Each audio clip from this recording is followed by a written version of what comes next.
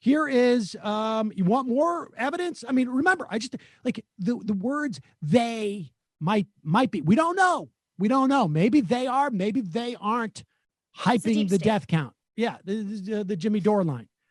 Here's Dennis Prager. Oh, God. On with Jeanine Pirro. Well, that's this is part and parcel of the entire sort of like of right-wing talking points here, which is like there's conspiracy theory that this is that somehow this pandemic is it's like a test case. It's like they're doing something with this. They're driving this for a reason. And then it's just like all bets are off as to what you ascribe it to. Well, that's right. Well, look, they don't. The Democratic Party is no longer liberal.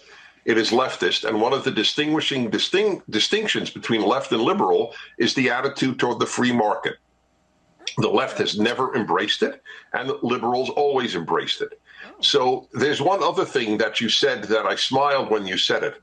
A distinguishing feature between conservative. We should just say that our guest today, Zach Carter, when we were talking about the intellectual history that he's written about John Maynard Keynes, made it quite clear that morons like this guy and Dave Rubin, who talk about liberal, they're basically using the word as it was used at a different era, which involved basically libertarians who were, Hayekians and von Misesians coming from Mount Peleron. But go ahead.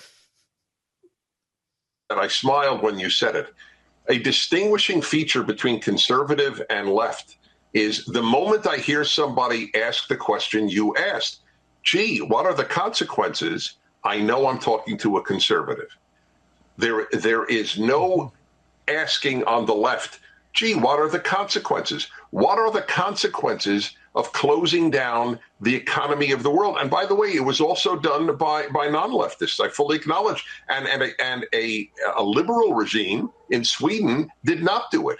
I never thought I would say God bless Sweden, but I do now. Yes. Sweden, if there is a second wave, will be the most prepared society for a second wave in the world. And how do you think this ends? I've only got 10 seconds. When is this going to be over? Yes. It's not going to be over. Once you get away with authoritarian practices, they will be repeated. This is a dress rehearsal for a police state in the name of global warming. Wow. Dennis Prager, always. Wow. Even Jeanine Pirro was like, I don't know if I can handle that one. I think the question she was asking, like, when is this whole hoax of the coronavirus going to be over? And he was like, never. This is and also didn't know we were like in love with the police state, the leftists.